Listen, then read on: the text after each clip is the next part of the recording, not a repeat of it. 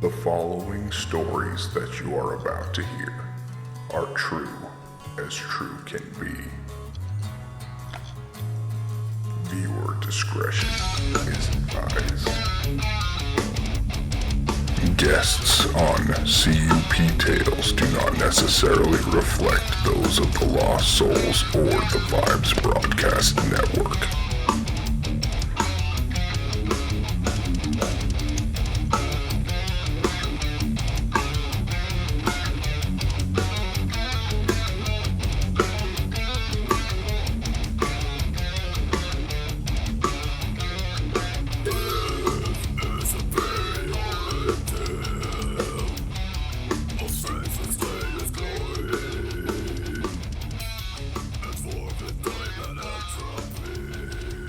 Good evening, everyone, and welcome back to C.U.P Tales.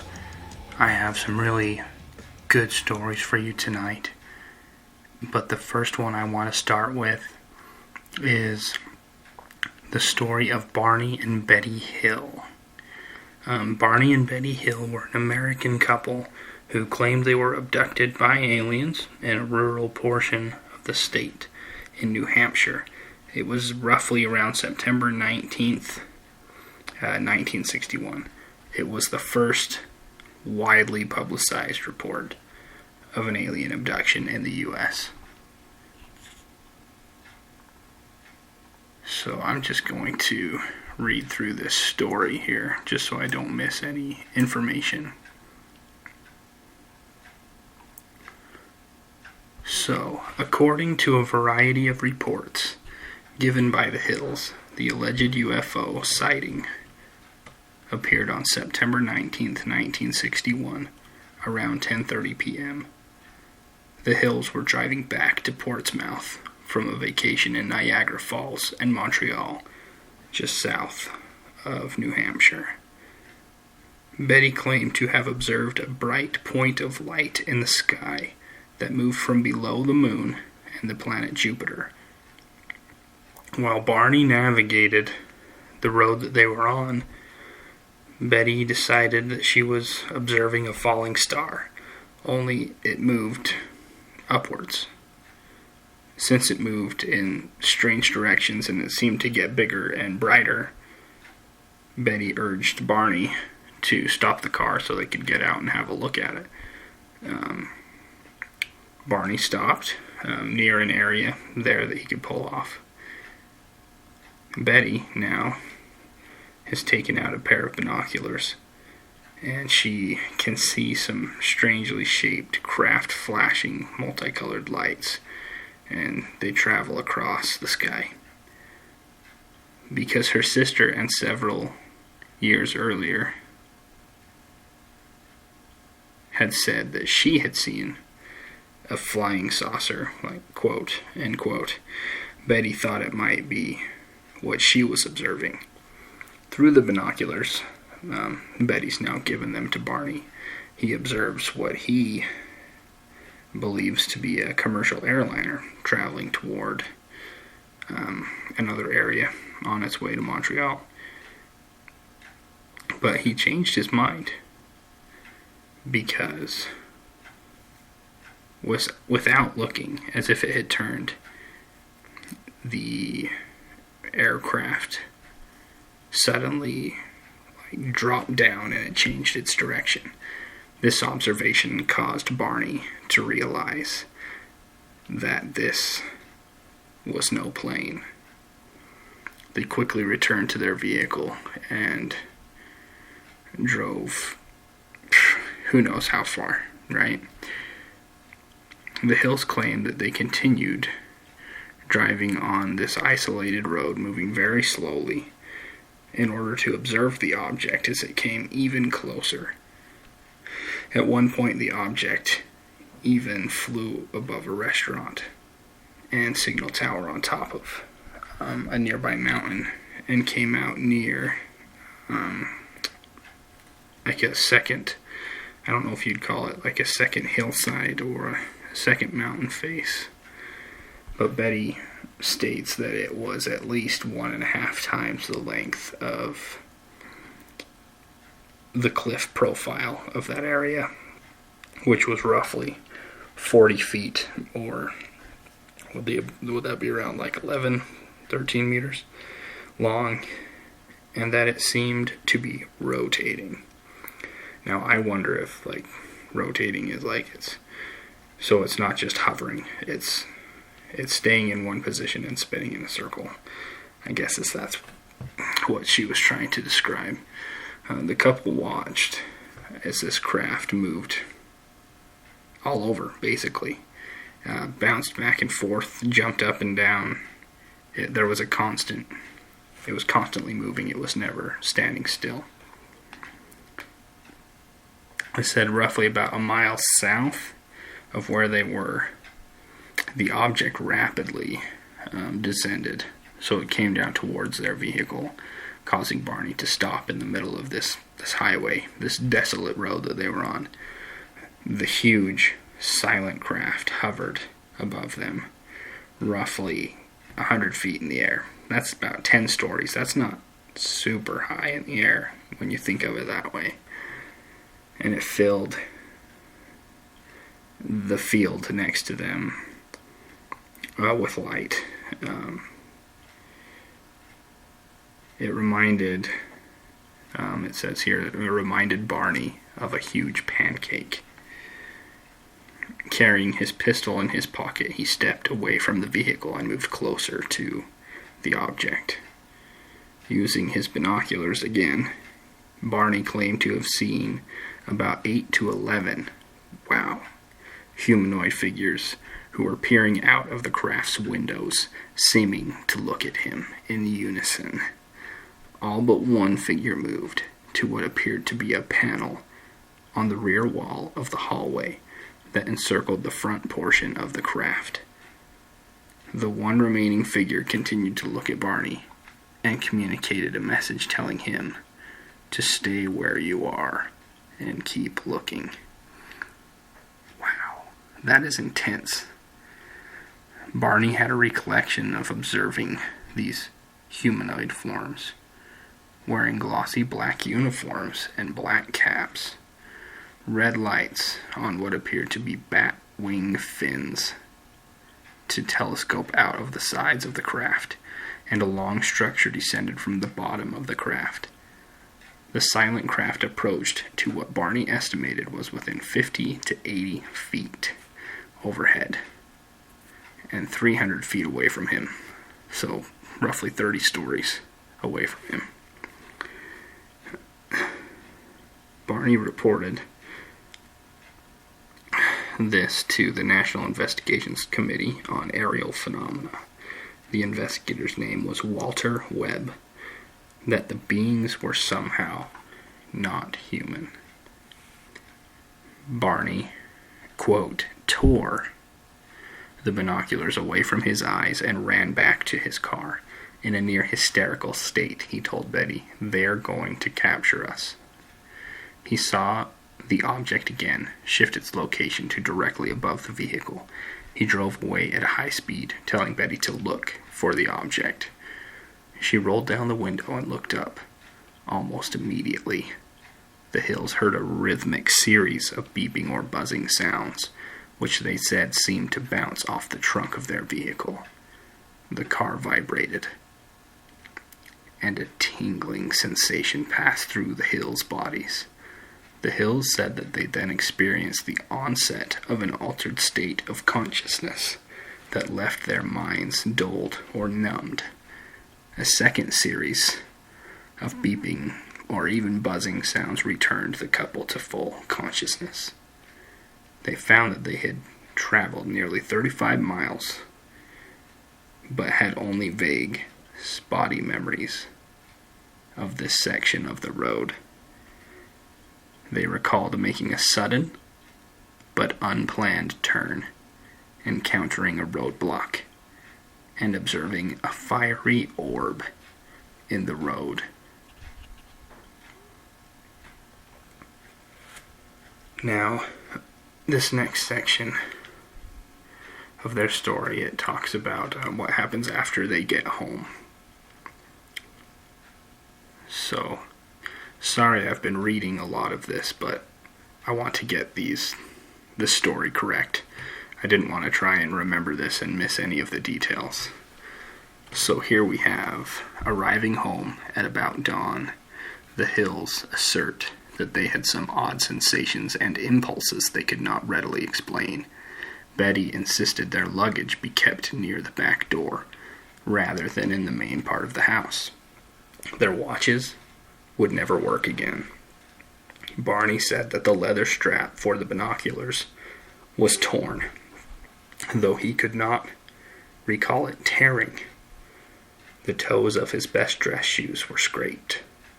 Barney says he was compelled to examine himself in the bathroom, his private areas, but he did not find anything unusual. They took long showers to remove any possible contamination, and each drew a picture of what they had observed. Completely confused at this point, the Hills say that they tried to reconstruct the chronology of these events as they witnessed this craft, this unidentified flying object, and drove home. But immediately after they heard the buzzing sounds, their memories became incomplete and fragmented. After sleeping for a few hours, Betty awoke and placed the shoes and clothing she had worn during the drive into her closet. Observing that the dress was torn at the hem, zipper, and lining. Later, when she retrieved the items from her closet, she noted a pinkish powder on her dress. She hung the dress on her clothesline, and the pink powder blew away. But the dress was irreparably damaged. She could never wear it again.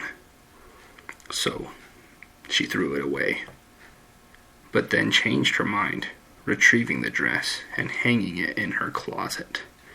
Over the years, 5 separate laboratories have conducted chemical and forensic analysis on this dress. There were shiny concentric circles on their car's trunk that had not been there the previous day. Betty and Barney experimented with a compass, observing that when they moved it close to the spots, the needle would whirl rapidly, but when they moved it a few inches away from the shiny spots, it would drop down. Now, it has the initial report that they give to C.U.P, or the U.S. Air Force, but it's basically what we've already discussed. So we will move on to Betty's dreams. So roughly 10 days after the UFO encounter, Betty began having a series of vivid dreams. They continued for 5 nights in a row, but never in her memory had she recalled dreams in such detail and intensity. But they stopped abruptly after 5 nights, and they never came back to her again. She never had those dreams again. They occupied her thoughts during the day. Man, I can only imagine. When she finally did mention them to Barney, he was sympathetic, but he wasn't super concerned. And they stopped talking about it. They basically were just like, we're done with this. I'm done. Let's not even talk about it anymore. So Betty did not mention them to Barney again. But in the dreams, Betty, Barney, and the men that they noticed walked up a ramp into a disc-shaped craft of a metal appearance. Once inside, Barney and Betty were then separated. She protested and was told by a man she called her quote, the leader, that if she and Barney were examined together, it would take much longer to conduct the exams. She and Barney were then taken to separate rooms. Betty then dreamt that a new man, similar to the others, entered to conduct her exam with the leader. Betty called this new man the examiner, and said he had a pleasant, calm manner.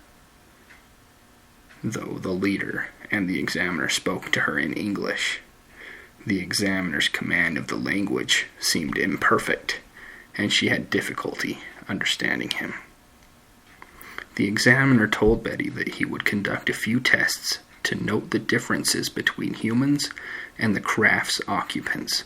He seated her on a chair, and a bright light was shone on her. The man cut off a lock of Betty's hair. He examined her eyes, ears, mouth, teeth, throat, and hands. He saved trimmings from her fingernails. He examined her legs, feet, navel, which caused Betty agonizing pain. Whereupon the leader waved his hand in front of her eyes, and the pain vanished. The examiner left the room, and Betty engaged in conversation with the leader. She picked up a book with rows of strange symbols that the leader said she could take home with her. She also asked from where he came, and he pulled down an instructional map dotted with stars. In Betty's dream account, the men began escorting the Hills from the ship when a disagreement broke out. The leader then informed Betty that she couldn't keep the book, stating that they had decided that the other men did not want her to even remember the encounter. Betty insisted that no matter what they did to her memory, she would one day recall the events. She and Barney were taken to their car, where the leader suggested that they wait to watch the craft's departure. They did so, and then resumed to drive.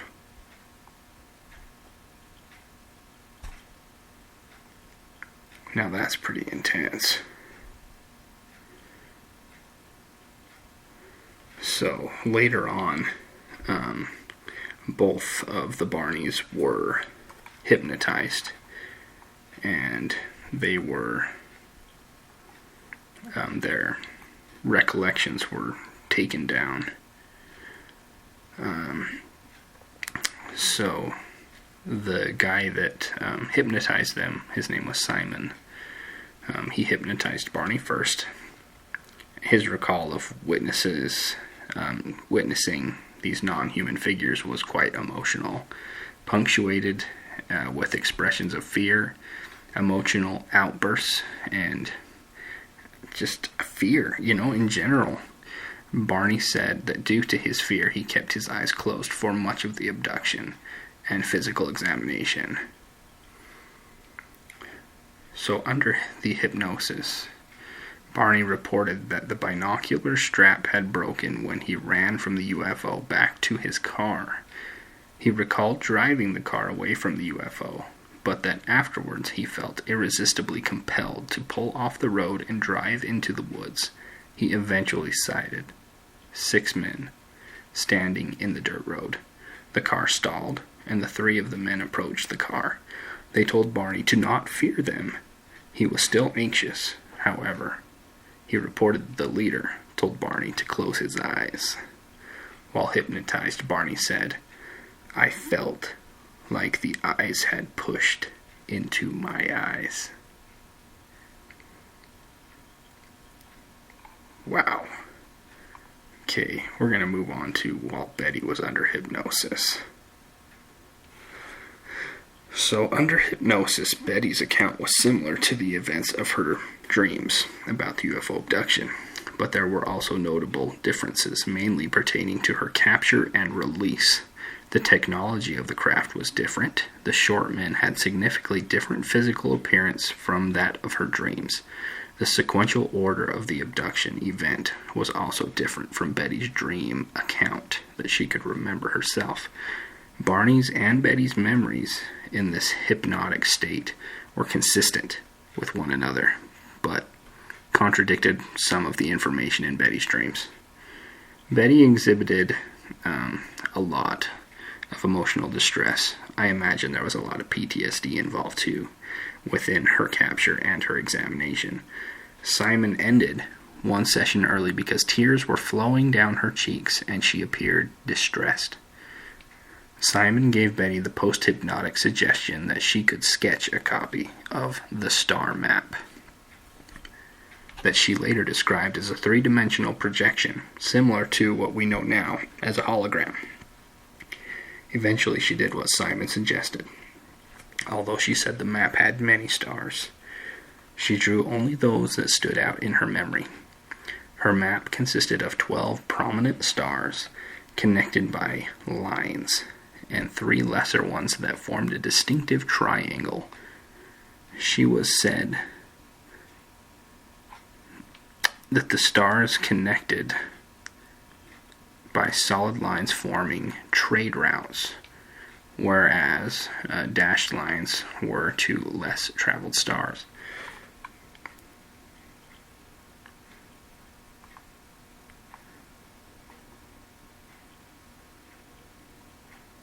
Now these are all pretty intense. I mean, I can only imagine what both of them felt. And this was clear back in 1960. Was it 1962? 1961. But can you imagine? Can you imagine looking out into the sky, first seeing one? I mean, I know that I am 99% sure that I have seen a UFO. And I'm going to share that experience with all of you in another episode. For tonight, I just wanted to focus on Betty and Barney. But to see beings, to remember that they spoke to you in English, how would that make you feel? How does that make you feel?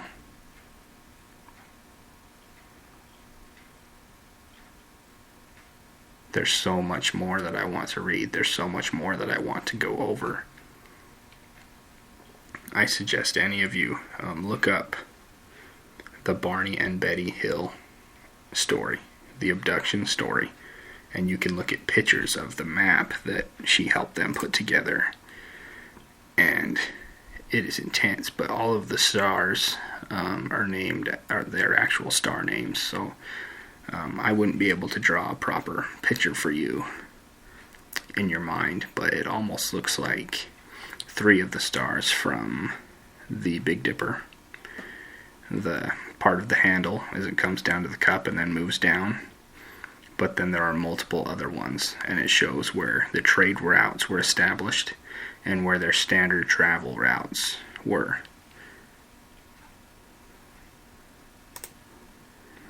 Man, this is going to give all of us a lot more to think about.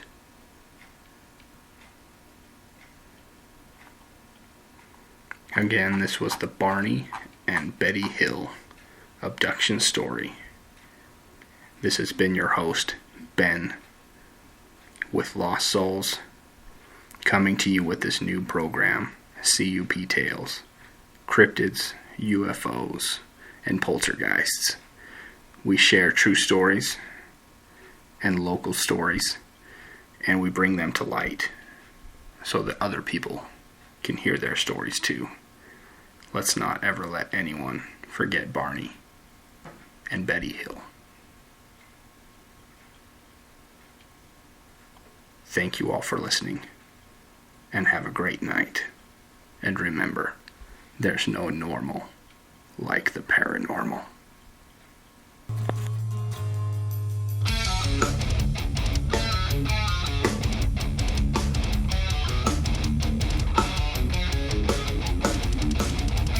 Guests on C.U.P Tales do not necessarily reflect those of the Lost Souls or the Vibes Broadcast Network.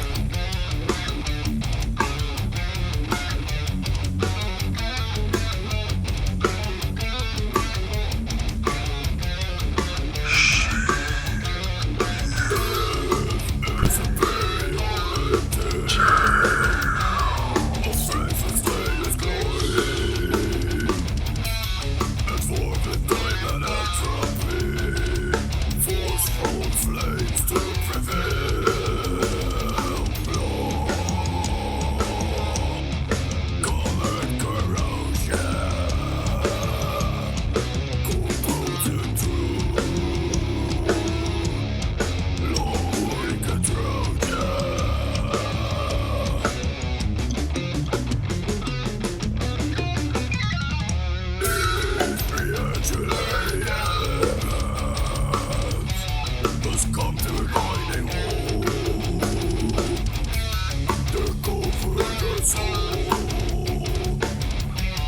This is